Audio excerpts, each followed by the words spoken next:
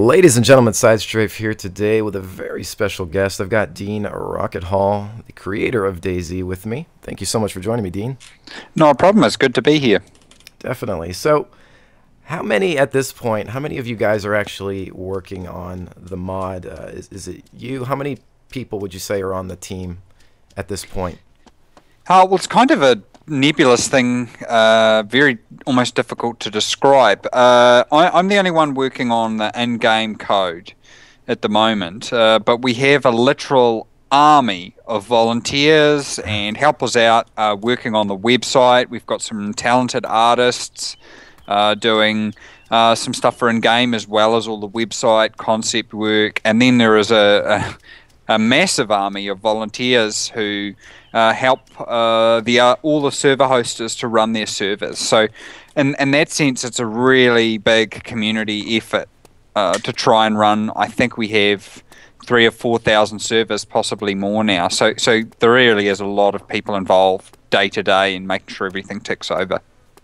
Right on. Do you feel that this is going to be really good? I mean, I know I feel, because going back to the modding days of, Quake 1, where a game could live forever off of mods, do you feel that this is just going to really bolster, other companies looking at mod support in the future? Well, I'm not sure, because obviously if you take Bohemia Interactive and their approach with the Flashpoint series, which became Arma, right. It's a long-term thing. This engine isn't an engine that's just sort of come out of nowhere, and their business philosophy and practice has evolved over a long period of time. And what I think this is payback for Bohemia Interactive over their philosophy. So they've been working at this, for a long time, really supporting the modding community. They support, all mods. It's not just a size thing. They've been improving it over time.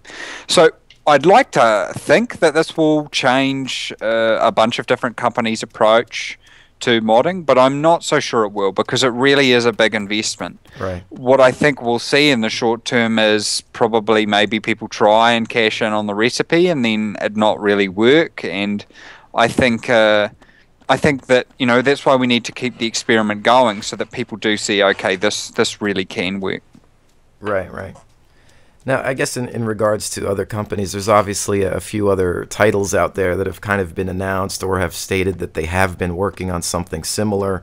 Do you ever think about, the competition, or is that ever, in your mind, or is it just, I'm working on my thing, whatever they do is fine, and it's just going to go, with your continued train of thought? Well, the decisions that I've been making have all been around ensuring that it can continue as an experiment, and I guess that's why I keep talking about Minecraft, because I really like that approach. Like, the development really grew, the pricing model was built around supporting experimentation, and I think that's real positive. And obviously there's different approaches to take. Personally, I think it's too early to take those approaches, because we have a basic husk of a good design, but it really needs a lot of work and a lot of experimentation before you can say, right, this is the design, we know this works, and we're going to run it under this type of model, whether that be free to play or subscription or something like that. So that's why I'm a big fan of the Minecraft model. And in terms of competition, I mean, I don't think competition is a bad thing for consumers at all. No, definitely not. I think it's a good thing, but the only caution I'd add to people is that what matters is results. So I think, if there's a better game than another game, then you should buy the better game. or all of them, like I tend to do. I play way too many games as it is. I like having variety, so that's what it's all about.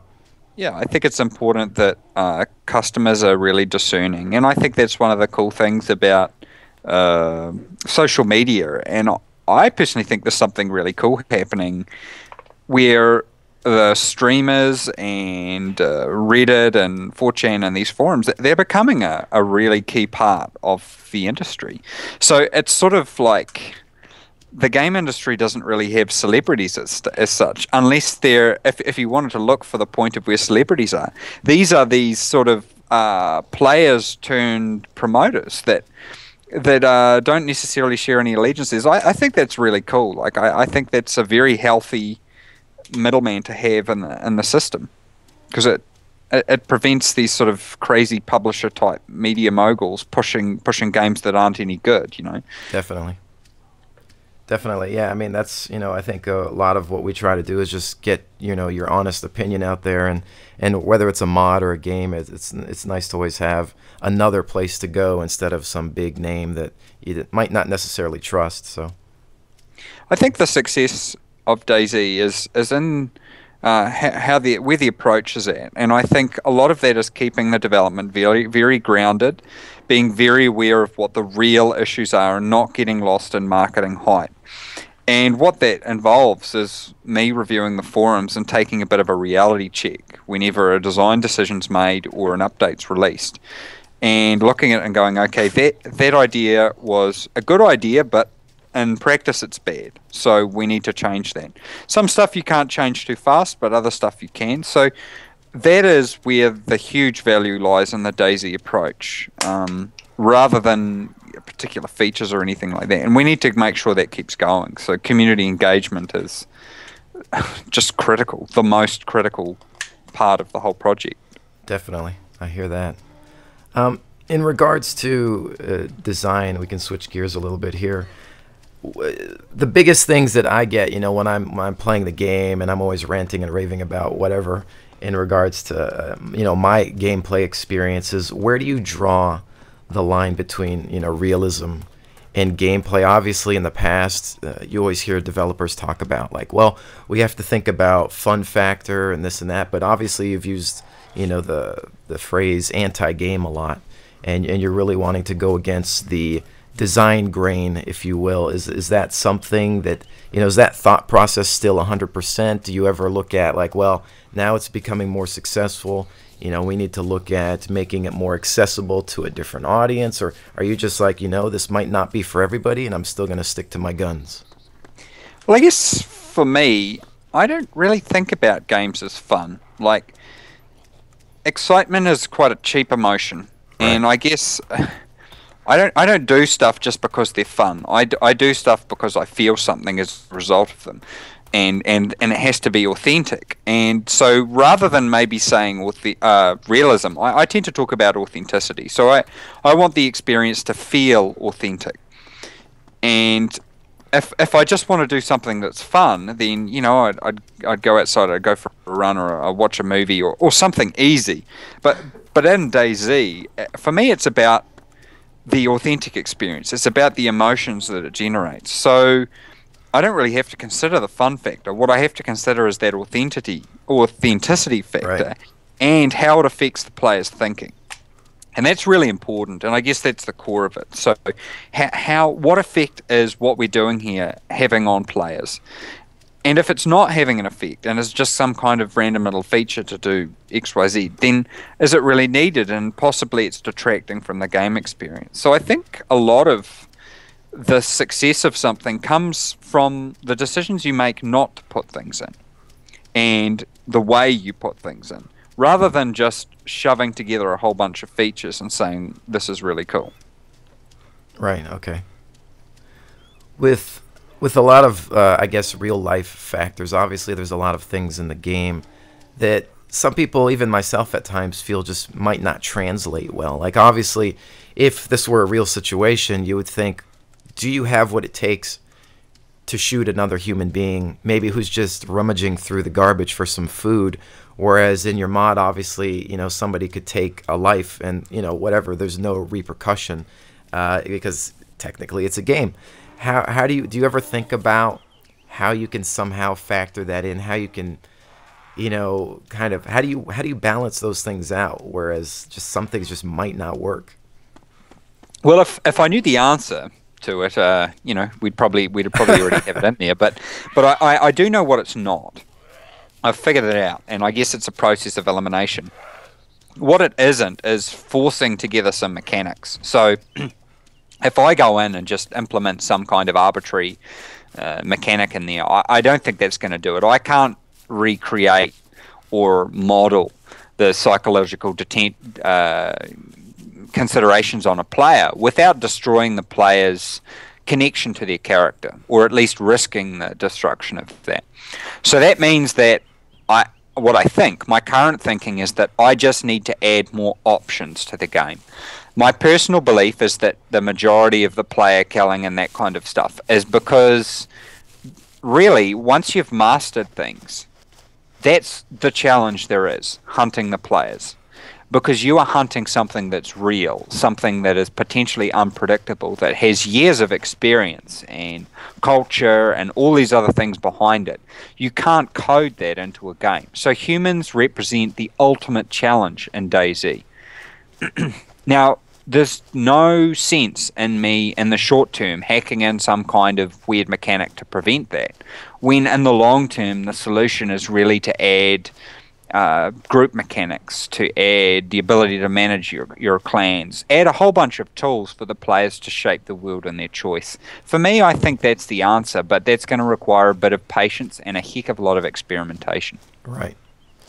Has there ever been a thought process of, let's say there's obviously, I'm sure you know more than anybody, there's two sides to the community. There's those who kind of want a more cooperative experience where, you know, maybe let's use the Chernarus Apocalypse mod as an example, where they just kind of want to get in, play with friends, and not have to worry about PvP. And then there's obviously the other people that love that, you know, player versus player experience, and that's probably what this game is more so about at the, you know, at the long run, being about the survivors. But have you ever thought of adding things like server admin choice, whether it's like a PvP server or a PvE server, to kind of use that old MMO example or anything like that?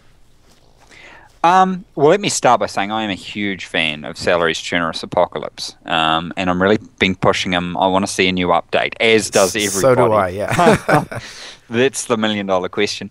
So, look, when I started this, I had one very clear thing I didn't want to do, and that was I didn't want to do something that's already done. Right.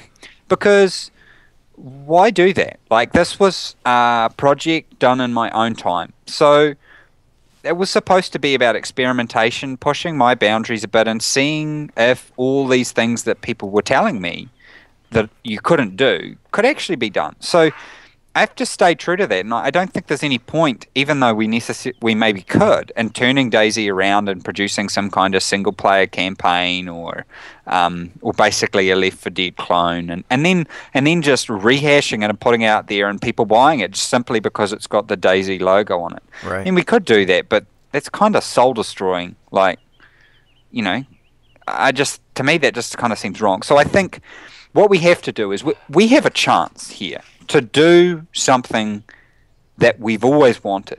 Right. People like yourself and most of the people playing it now, they see that. They get that. They're like, okay, that's just, it's cool and it's kind of fun. But what they see is the potential of it, what it could grow into. Its feature collection at the moment is nothing to tip your hat at. And it generates some cool emergent gameplay, but it is quite limited by bugs and a whole bunch of other problems. So what people see is the potential. If we don't keep focus, then I don't think we'll realize that potential. And that's why I think DayZ has to focus on that player-driven world. It has to go for the holy grail of true open world player generated content, which means I need to put my ego aside and simply make the tools for that be possible. Anything else I think would be a disservice to the opportunity the project's got, especially when there are great like in terms of single play, you've got Project Zomboid. In terms of the cooperative type stuff, look, Left 4 Dead has some brilliant cooperative stuff in it. And you've got Chernarus Apocalypse and the Armor engine itself. So why not let those ideas head in their directions? I mean, I'm sure we all want to see the next incantation of Left 4 Dead. And so I think, you know, let's see innovation in those areas stick with the projects that make sense. Right. Yeah. So you feel that it's more so your duty to just create something completely different from everything that's already been done before. You just want to stick with this and focus on, you know, what you've created, and not necessarily, and like you're saying, leave it to the others who have already done those cooperative or non-PvP experiences. Exactly. Okay. let's be realistic. DayZ doesn't need millions of players for it to survive. So I think we need to, now is the time to say, okay, we are going to stick to our guns, so to speak, and make this what it should be. It's got that awesome opportunity to do it. We could squander that opportunity and go off and make some essentially licensed clones of other people's ideas. I think that would be such a waste of the experiment. Yeah, like a tremendous waste. And also to rest on our laurels too. Like, I think, it's time to say, what can we really do with this? This isn't a new idea. People have been thinking about this for a long time, but DayZ actually has the chance to do it. So, we have to take that chance. Definitely, okay. I guess in terms of some of the like smaller mechanics, because I always get a lot of feedback from my audience in terms of gameplay or things that I'll discuss, as I start a new playthrough. Because typically every time I die in the game and I'm filming it, I'll usually come into something else and I'll usually create some sort of conversation in regards to what I've found. One of the biggest debates obviously was starting without a weapon or actually no food and water.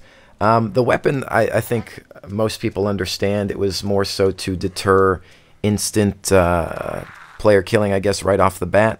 Correct me if I'm wrong on that. Yep, you're right. Okay, I guess another one would be kind of starting out with absolutely no food and water. I guess kind of when I look at it, I think to myself when I'm playing, why am I here?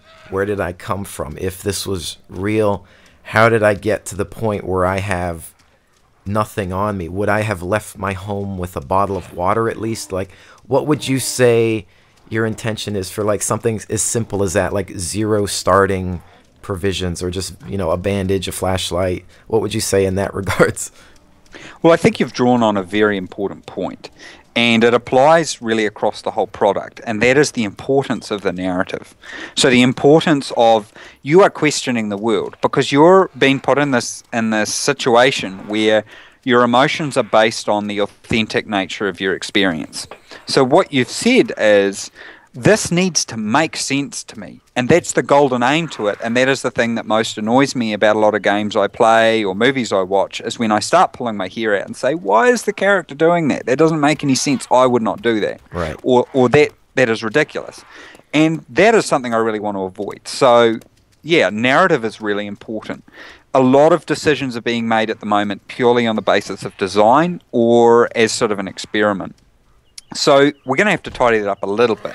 And I think, rather than forcing a narrative down your throat for your character, most of those decisions will be made on a gameplay type basis rather than a narrative basis. We won't, for example, plop you in a police uniform and say you're a policeman. Right. And that you just fell off or whatever. Like, I think avoiding any kind of story for your character is important. We want you to be able to explore the world, to find out about the world, to find out about what happened, but your character is what you want it to be. And I think that's a very important aspect of it. We also need to, from a balance perspective, start everyone pretty much on the same footing and make it very disorienting. Death should be really traumatic in this game. Yeah. And I don't think we've seen as hard as I want to make it yet. I think it needs to be harsher, death. It needs to have more of a penalty.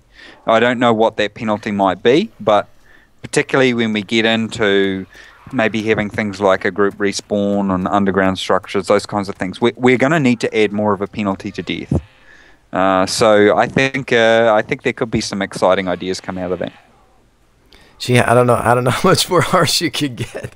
It'll definitely be interesting to see. I think with the way we'll have to change when we start looking at providing group play options, and I really want to stress options because I personally want to see the game support multiple different play styles. So if you just want to be the lone wolf, so to speak, then I totally think the game should completely provide the tools to make that. But then we need to support the people who want to go start up the world again. So, and I think the magic will happen from supporting those multiple play styles. But I think when we do put in those multiple play styles and things like structures and group spawn and that kind of stuff, if we put those in, we will upset the balance of permadeath. And so we will need to come up with something that continues the problems that you get when you die. Right. Have you looked at including any types of randomization for the players? For example, let's say somebody starts with something random at their spawn, whereas somebody else might have, somebody might start with some bandages, the other person might have a water bottle, somebody might, or other aspects in the gameplay that might make each player maybe unique in a way. Well, look, it has been talked about. One idea we were throwing around is, so you talked about before players not starting with a weapon, creating this opportunity for teamwork early on because you don't present a threat. So I think we've definitely confirmed that one. That myth is busted in terms of that it wouldn't work. Obviously, there are people who will tell you whether you have a gun or not, but what we are finding is that gives you the opportunity to form a trust bond with someone early on. We need to look for more opportunities to do that. And one way that it could be done is through some kind of social exchange of learning. So if there are in-game stuff that we want to transfer, maybe it could only be learned from other characters, or maybe there is more stuff that can only be done by other characters, suturing or special kinds of healing. Maybe you can splint a fracture, but you need to go find someone who's skilled in it to fully fix it. And there are a lot of options for what I would call social learning that I think would add more requirements for trust and more opportunities for trust into game. And it would also maybe lower the desire for people to shoot other players in certain situations. So I think we need to be careful and cautious with it and experiment with those ideas. But I definitely think there's options there. And some of those initial traits could be given to people randomly. I don't know. It makes me a little nervous, but I think we need to look at that kind of area, but very cautiously. I suppose in a way you could look at it like it's a way to place more value on one's life so that perhaps it would deter a needless death or a needless murder. And maybe somebody would say, oh, that guy's a doctor. I shouldn't kill him. I should, have him join me because he could take care of my wounds. Yeah, perhaps, that's a way to deter, needless player killing when there's more, I guess, value on life, as there probably would be, in reality. I think we need to make more and less value on life. In a way, it's kind of like, I think rather than deterring things, we just need to provide some other options. Right. Because the senseless killing is part of what makes it magic and part of what it makes it so terrifying. I don't know if you've read the crazy stories that come out on the forums sometimes of like a guy going around with an axe silently killing a group of noobs that have no weapon, and just breaking their legs, walking around with an axe, breaking their legs while they all plead for their life, waiting until they start crawling out of the building and then hacking them with the axe to finally kill them. And well, I've been part of some of that. Bleeding, and he's just silently doing it. Like, I mean, that's just insane. But that kind of insanity is what makes part of the experience so compelling. The fact that you can go and do that. The fact that you can go and do that makes the fact that you don't so much more important. So that is why I'm so reluctant to change those elements of it, because that, I think, is the magic of it. The fact that, I don't know if you saw, there was that article recently about Dr. Wasteland. The fact that he does that in a world where every benefit he could get would be to not do that. That's what makes his commitment so special, is because he bucks the trend with that. And that's I think, the magic of it. So we have to be very careful with any deterrents or penalties that are applied. So I think no matter what, like at the end of the day, I think that this game is definitely just is gonna target certain individuals. I mean, there's gonna be a lot of people, no question, that just, this is not gonna be for them. But like you said, that's why, they do have those other game choices. But I guess in this regard, like, a lot of people just feel that it's just too much for them. Like, they can't. I guess they feel like a lot of players are perhaps okay. They've got their gear. Okay, we finally found a weapon, and then maybe some players are getting bored to the point where it's like, well, now it's just time to kill people because I've got my gear, and I think a lot of people are maybe frustrated with that. But I guess, what can you do? I mean, that's within the confines of the game at this point. Yeah, like I think you touched on the key point there, which is players are getting bored. And like I said before, the challenge at the moment is killing other players. Right. So the answer here is to keep a level head, to keep calm and just say, okay, we know there's a problem, we know there's an idea. A knee-jerk reaction to implement punishment and deterrence and all that sort of thing, that would be a bad idea. The answer here is to identify the problem and say, okay, the solution to that is to give more options. Sure, some people are just going to come in and grief and kill people. But if you need a big group to dig out your base, to prepare it all, if you need someone who develops the ability to do some very specialized things or find some specialized gear and perform specialized actions, then suddenly you're faced with the 5-10 minute fun of killing some new guy or getting serious and developing a group.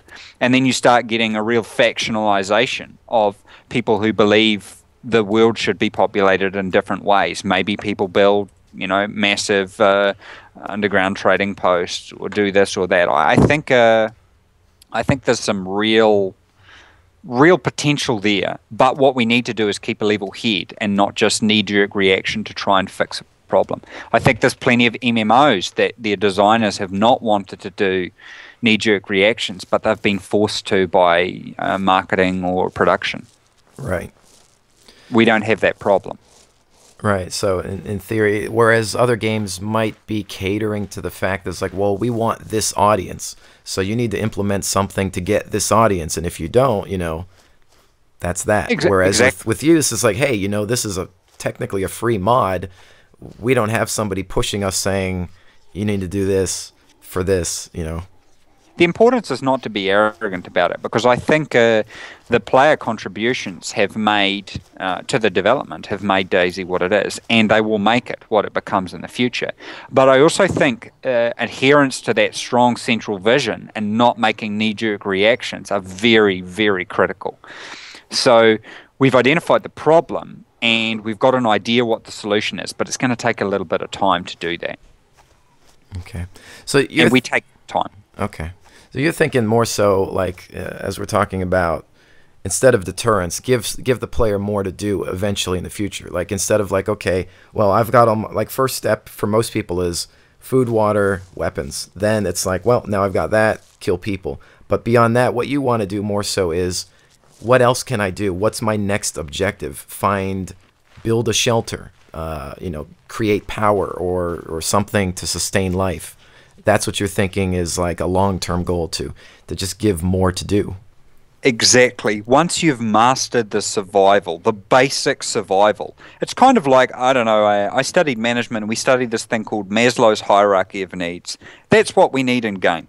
If we put that in, we'll be fine. So at your basic level, you're dealing with physical things. Do I have food? Do I have water? Am I cold?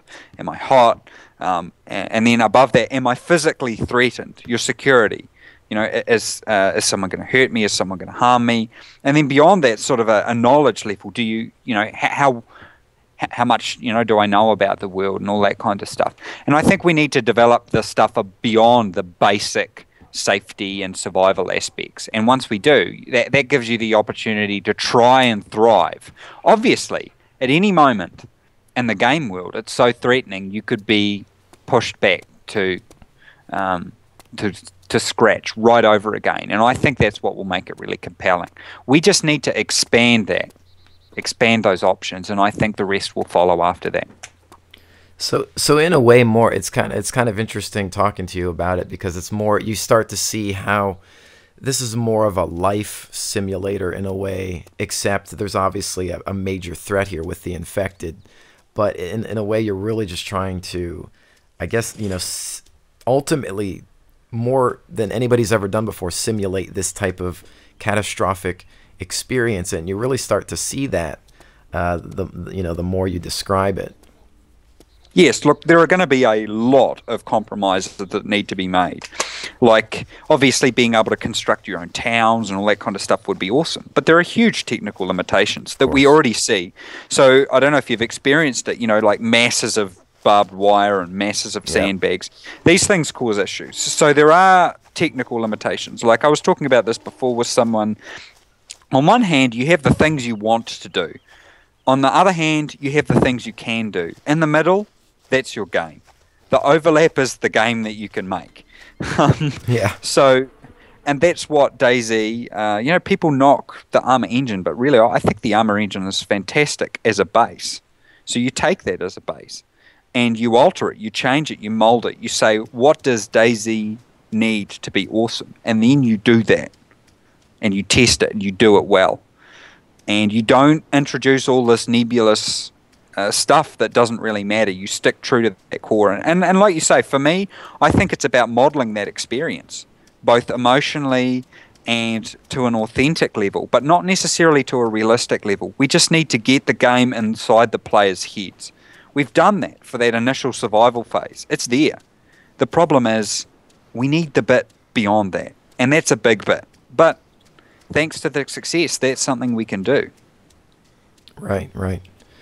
And with that, like, if you could really get a good message out and say, look, this is ultimately, because I think a lot of people get into it and they don't because a lot of people just, like, even with my channel, a lot of people see the videos, they see the first impressions, and they see, it's like, this is a zombie game. It's like an MMO kind of, and they think going into that, but it's almost like, how do you reach out and say, look, it's more than this, and just trying to get that message out, like what would be the best way to just to tell a player, say, look, it's more than what you think it is. This isn't Left 4 Dead Online. This is something more. And what kind of genre? Well, if you had to come up with a genre name, what would you call it at this point? Well, I think I would call it survival. Like, that's really what it's about. But it's a true sort of free-for-all open-world survival. And I think that's what I would like to see it grow and develop. So that it is, but it needs to be true open world, not that sort of.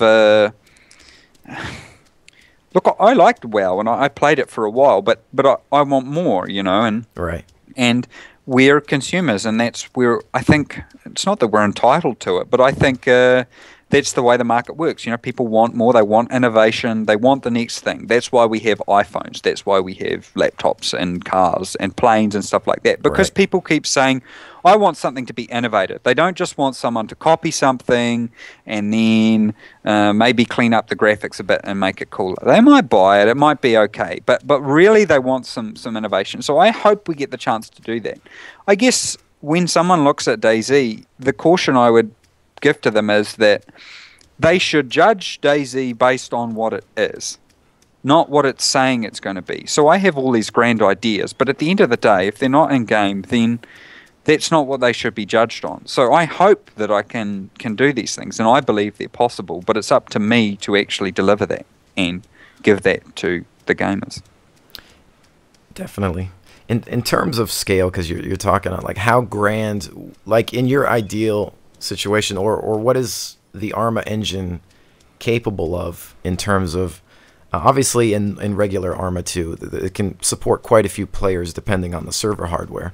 What would your ideal player capacity be on a server, for example? Well, look, if I'm talking ideals and dreams are free, I would say like EVE Online, so everybody is sharing the same essentially sharded server. How about realistically in terms of what the engine or current day server technology could support? Well, look, a lot of what it does now is peer-to-peer.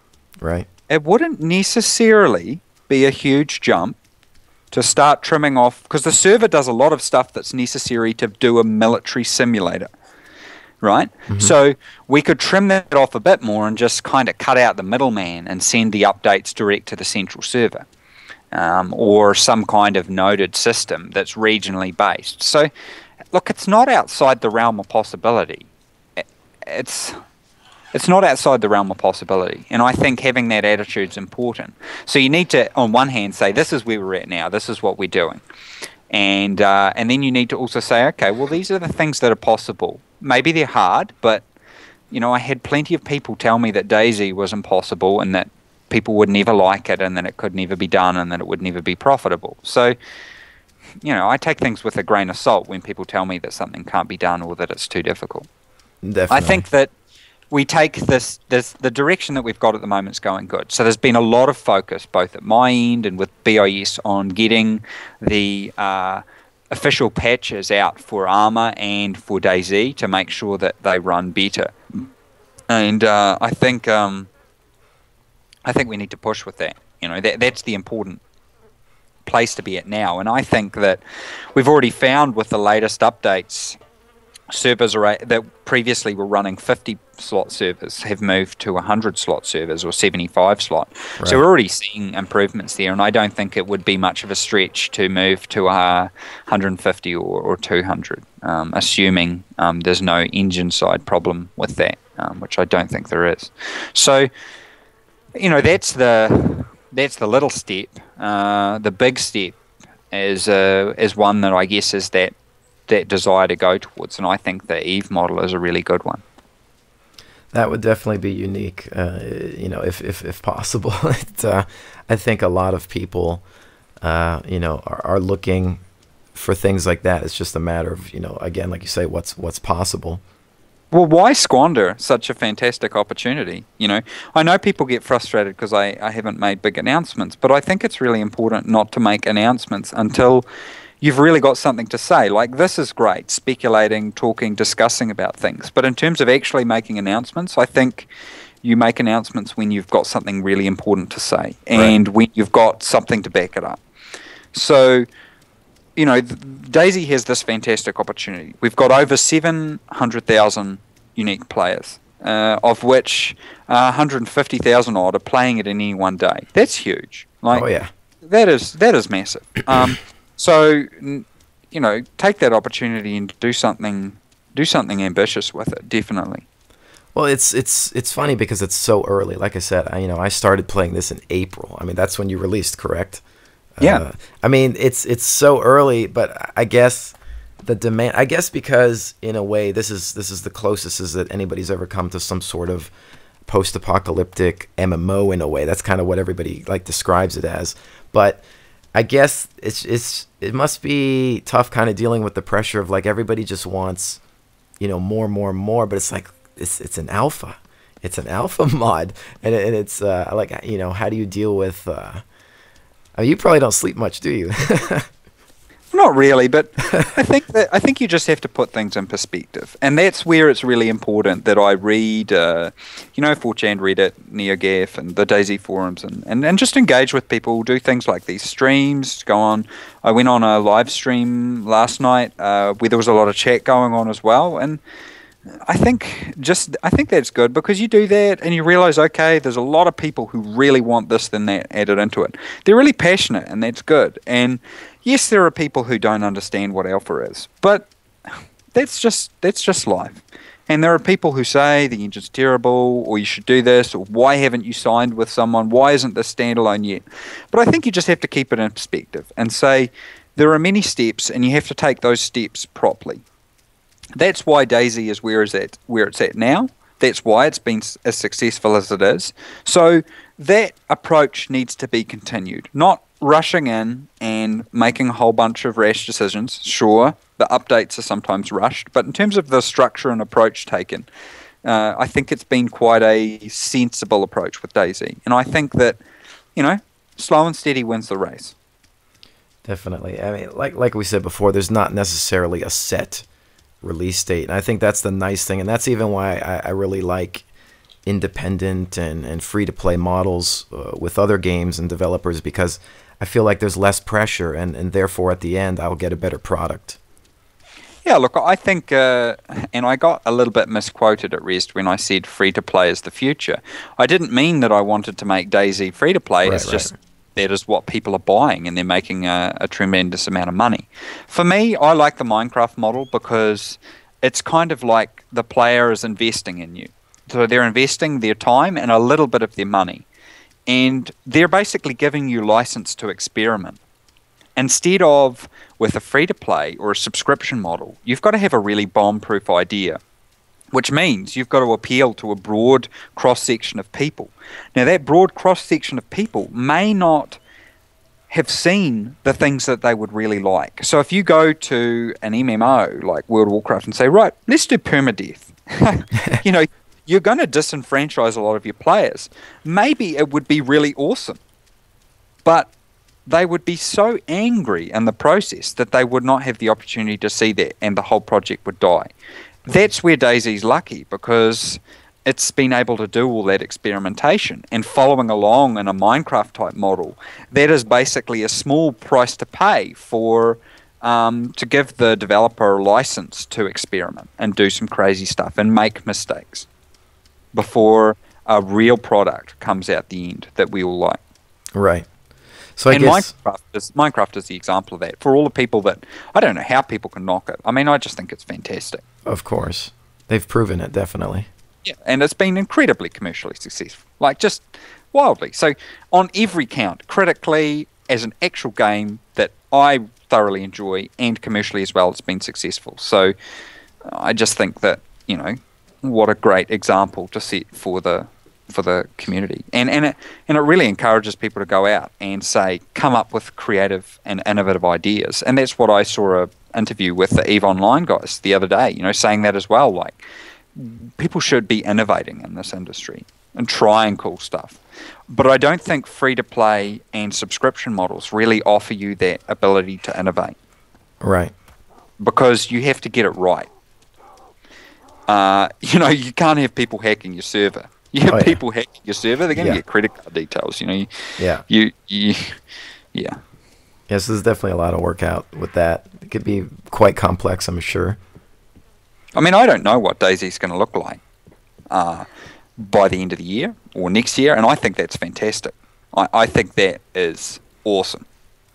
So if anything, you know, people should be like, you know, even when I try to tell, you know, a lot of my viewers, it's like, look, you know, keep an open mind to, you know, even when I'm playing other games, it's like, keep an open mind to what I'm playing, you know, keep an open mind to this game, you know, even though I'm completely 100% guilty of ranting a lot about DayZ, you know, but I think that's just part of the frustration when you're passionate about a game or a mod and you keep going back to it, you know, you're gonna critique it, but that's because you want it to succeed. But more people should keep an open mind to realizing, look, this is the alpha. We could even just call it the experimental phase, where you're going to add new things to it and see what happens, what makes or breaks it, you know, what it does, how you know, people react, and in a way it's also obviously a giant, you know, social experiment to see how humanity can cope with these things in a simulated environment. Yeah, look, I think I think that's a good point. I think that what's really important to the project is that we have those two groups of people.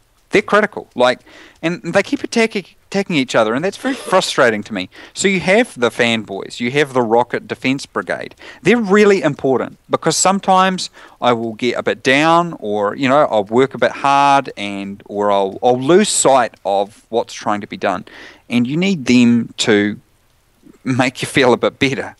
But then you also need that very critical, we want it now and we want it perfect, and you know, really calling on the issues and the problems, and really almost like investigative journalists pulling apart the code that I've developed, pulling apart the assets and critiquing even decisions that I make and situations that I mishandle.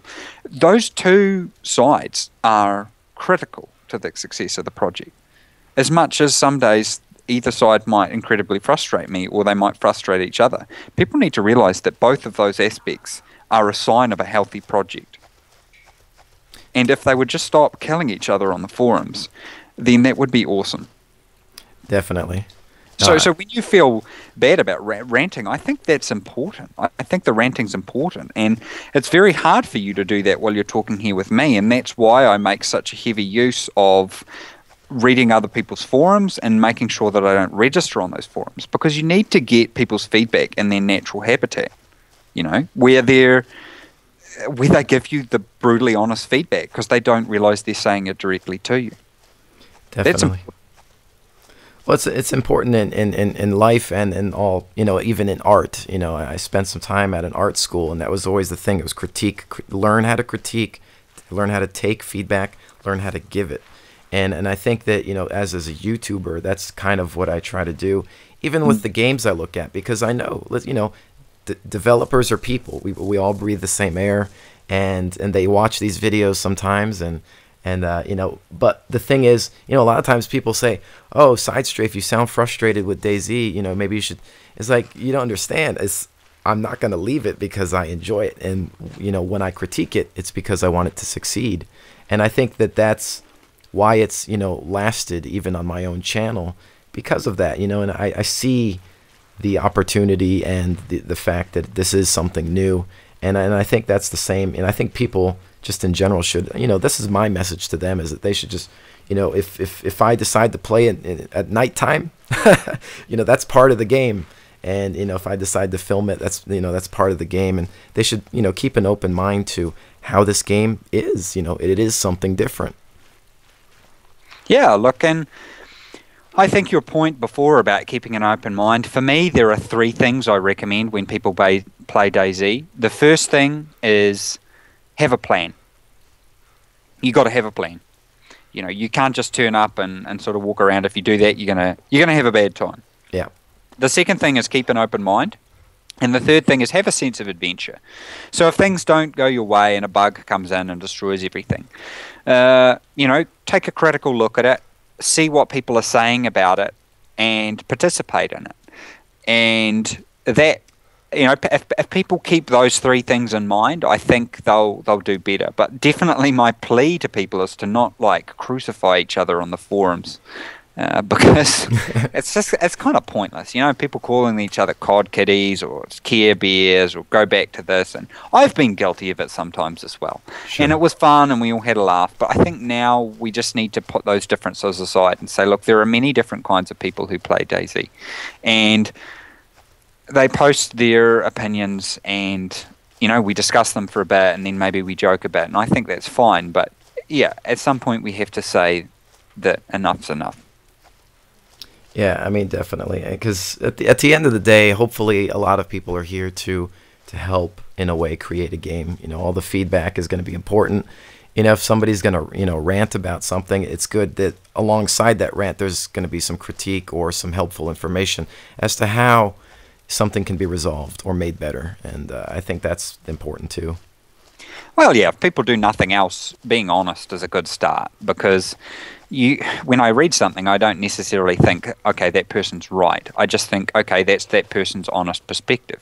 And so if they put their honest perspective down, then I can get a good cross-section of what people think, and I can find out about situations that people are faced with that I never imagined. And that's the thing, we release an update, within 24 hours we have 150,000 people have tested it. So we have to deal with events that you could just not conceive of when you were making it. And so people's honest feedback's really important. Definitely. I guess finally, kind of one of a final question is, how often do you get to play your own mod and just kind of sit back and obviously most of the time you're probably testing it, but how often do you get to play it, and with that, how often does your own creation frustrate you when you're playing it? Look, I get very little time to play it, particularly at the moment. Things have been very, very busy with more production type stuff over the last few weeks. And so I only run internal builds now, so I very rarely get to go on public servers. For me, the frustration's part of it. Obviously, not the bugs. Like, the bugs suck, but some bugs are a lot harder to fix than others, and those bugs require months rather than days or hours to fix. And so the frustration for me, I'm more frustrated in how long it takes me to fix things sometimes, just because I can't just roll out a build whenever I feel like. Whereas in the early days, I could just change something and just try something. Right. You lose that kind of flexibility when you don't have 5 friends who are the ones who are playing it with you. Right. I guess that kind of touches on something else too. Like if you, in times where you do maybe get to have played it in the past, do you find yourself a lone wolf? Do you find yourself somebody who's like always with a buddy? What kind of survivor would you consider yourself? Well, I'm definitely a cooperative Care Bear style survivor. So that is me. But a lot of my early gameplay time was actually spent as a lone wolf stalking people. But that was because from a gameplay perspective, I wanted to see what people do. Yeah. So I wanted to study people without them going, wow, it's Rocket, he's watching what we do. So, but my natural inclination is to group up with people, do like military tactics, go around and help people. It's kind of lame, but not at all. That's why when people say, "How dare I make this really hardcore and it's too hard and why are you doing all this cruel stuff? You must be a really awful person." When actually the way I play it is purely cooperative. I've only ever killed one player in game, and I still feel guilty about it. And it was back in like March or April or something. So I realize the need for these people and the need for this freedom. I think that freedom is what makes it special, and I think that maybe I'm a little frustrated that people see DayZ as being successful because of zombies or because of this or because of that. I think it's that freedom and that pure, unadulterated adherence to game design that has made it successful, and social media, obviously. Right. It's interesting to see. It's almost like if you could somehow tap into people's neural network and find out what emotion they felt after, perhaps, killing a player, or somehow some option pops up and says, on a scale of 1 to 10, how guilty do you feel about doing what you just did, or something. I guess in a way it'd be interesting to really see how, because it's interesting to hear you say how you feel about how you've killed one player, or when situations like that arise. So it's kind of neat. I was actually a little bit traumatized by it for a day afterwards, which sounds really lame, but I was still thinking about it because there was no need. I totally second guessed the why I did it. I think I did it out of morbid curiosity. The guy was a long way away from me, and I was firing warning shots, but I just carried on shooting until finally I killed him. And it was just like, why did I do that?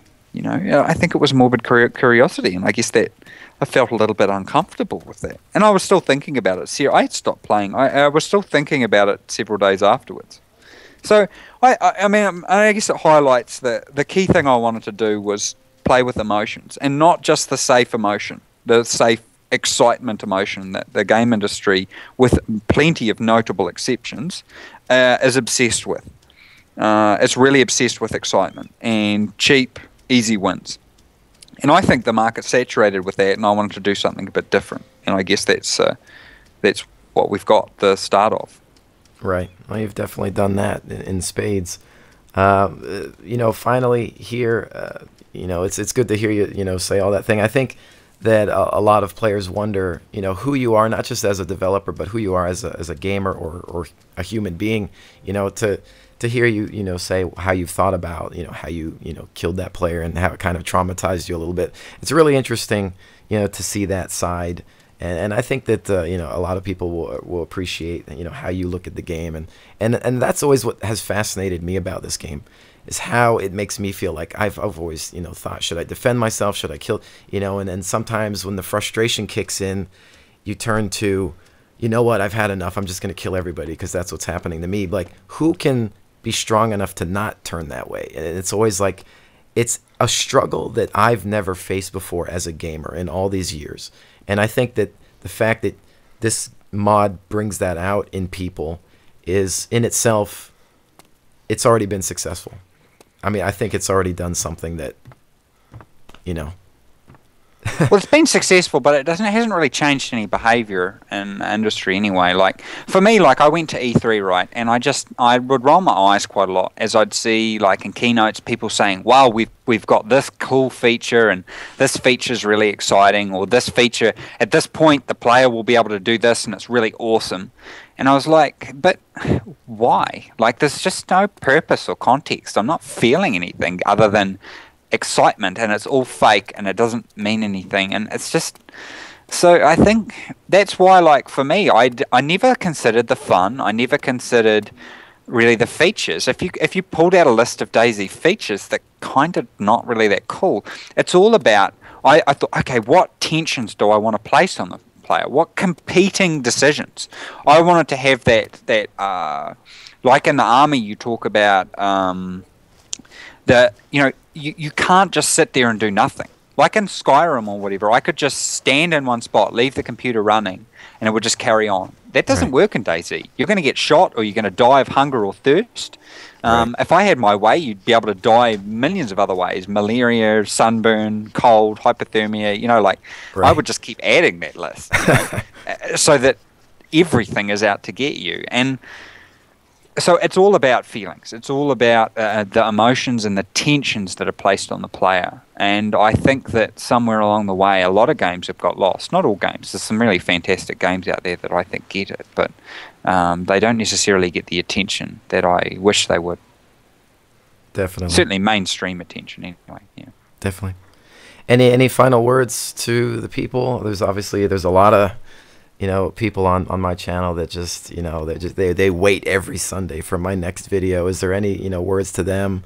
Any messages you'd like to get across, or just, Well, I think the big one is that, people just need to keep things in perspective and focus on results. And that includes my actions. So if an update comes out and the update is bad, then the update is bad, and we need to identify that. But we'll probably realize that quickly. And if over the coming months, there's going to be obviously a lot of announcements about different games and that, and doom and gloom and all that kind of stuff. I don't think any of it's doom and gloom at all. And I think people just keeping things in perspective is good. And I think the DayZ community is so young that there's a lot of like storming and forming the norms and forming the rules and how we operate as a community. That I think now it's the time that we start maturing as a community and saying, okay, there are many different viewpoints, and they're all valid, and they all fit inside the DayZ universe. So let's talk about the issues and stop tearing each other to pieces.